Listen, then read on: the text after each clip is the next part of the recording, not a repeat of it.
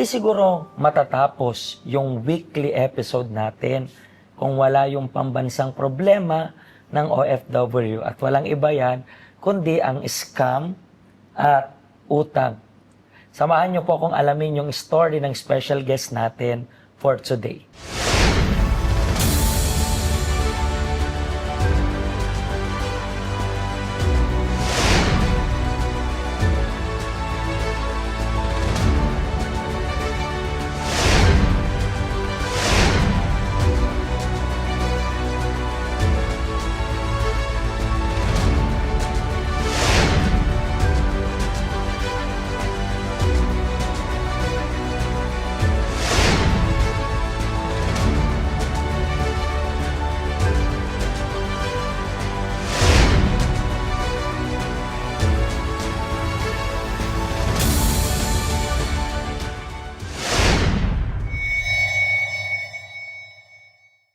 At nandito po ako ngayon kasama yung special guest natin for today.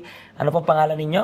Ako po si Julian Martinez. Julian, taga saan po kayo sa Pinas? Iloilo po. Iloilo. Gano'n nang katagal na nag-work abroad? 13 years na po. 13 years. So, paano rin nabuo sa utak mo na mag-abroad? Pamilya po.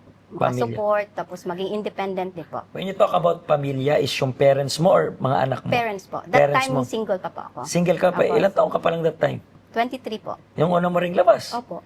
Parang ang babata lang. Yes po. Di ba? So, Yes po. so 23, saan ka una nag-abroad pala? Dubai po. Bakit Dubai naman? Doon, wala pong bayad. Gano'n rin katagal yung processing kapag ganun? 2 to 3 months po. Tapos lipad na agad Lipad yan. na po. Lipad Opo. na agad Depende yan. po pag nakakuha ka agad ng amo. Kasi minsan may iba na nakatambay na sa sa agency po. Pero ilang years ka nag-work doon? 2 years lang po. Isang kontrata lang Yes po. talaga. Kamusta naman experience mo doon? Okay naman po, wala namang problema. Kaya lang medyo homesick. first time nakawala sa pamilya eh. So parang Yes, parang naninibago. nanibago po. Pero bakit di ka na nag-renew that time there? Ayoko na po. Parang nahirapan ako. Parang okay lang, pero okay lang pero mahirap, Mahirap. na malayo sa pamilya. pero hindi naman natapos yung journey mo noon sa pag-abroad, di ba? Umulit ka pa rin mag-abroad? Nag-stop po ako ng mga 14 years. Umuwi ako ng Pilipinas. Nagpahinga ako ng 14 years hanggang sa Asawa. Okay. So, nagkaanak. ayaw mo pa, na pala talaga supposed to be bumalik. Gusto kong bumalik po. Pero sabi ko, bago ako bumalik, kailangan may anak po muna ako. Magkaanak ako kahit so, isa lang po. Para pamilya. pamilya po. So, saan yung next mong abroad after? Dito na po, sa Dito na Hong sa Kong. Hong Kong. Yes, Ilang years ka na dito sa Hong Kong? 11 years. Yes, 11 years po. Mhm. Pero, dito naman sa Hong Kong, ano yung naging pinakamalaking challenge mo? Sa second employer ko na po yung okay naman po sila.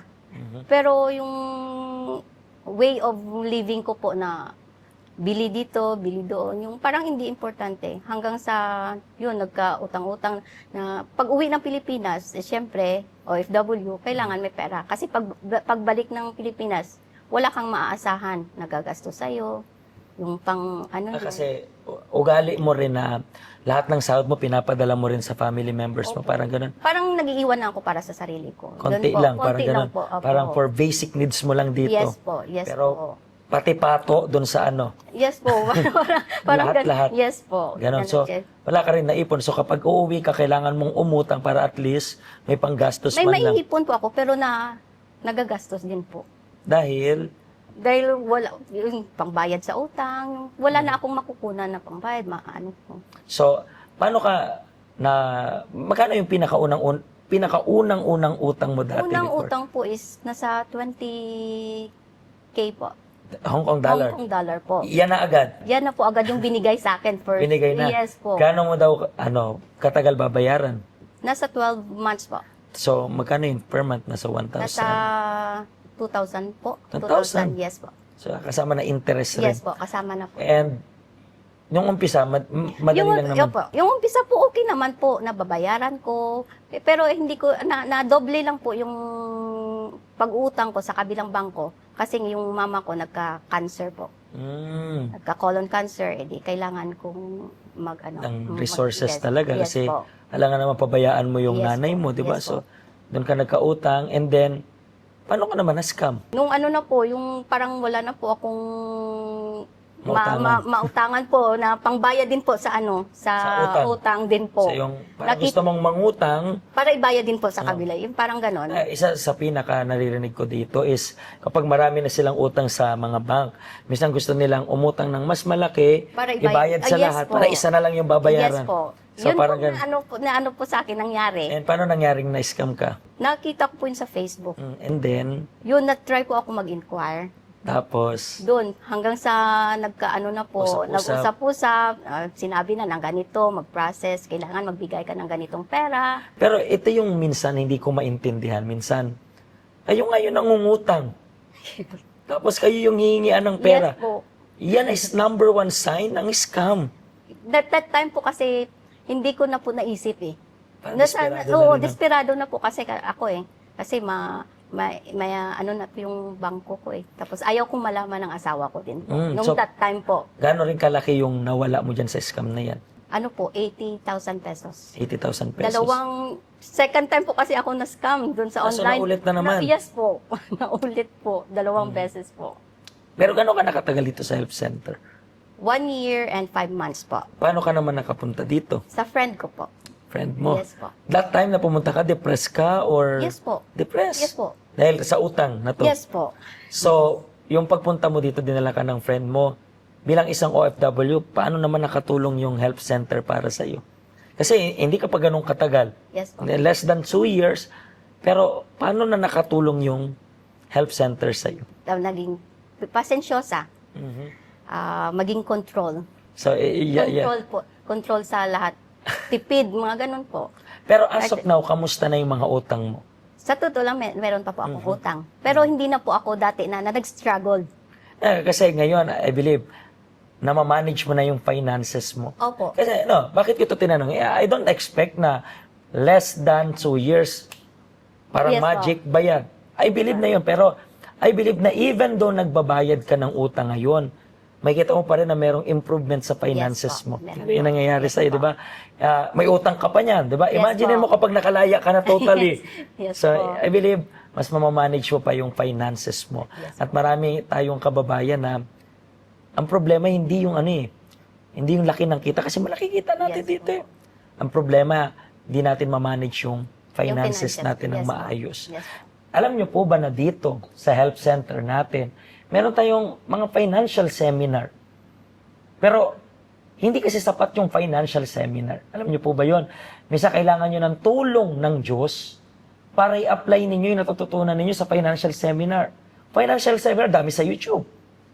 Pero yung financial seminar, nakasama yung Diyos na merong direction. Katulad na nangyari sa kanya, yun po yung pinaka makakatulong. At gusto rin po namin kayong tulungan.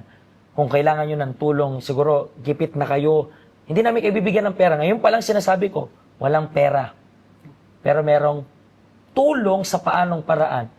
Seminar na dapat mong i-apply. Believe me, practical seminar.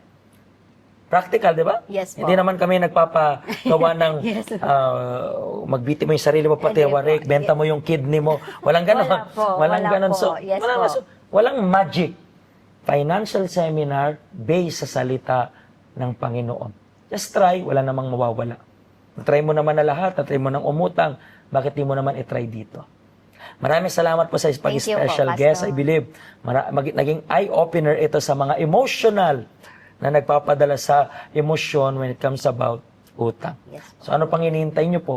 Ikaw na lang yung inaantay namin. Pagpalain po kayo ng Diyos.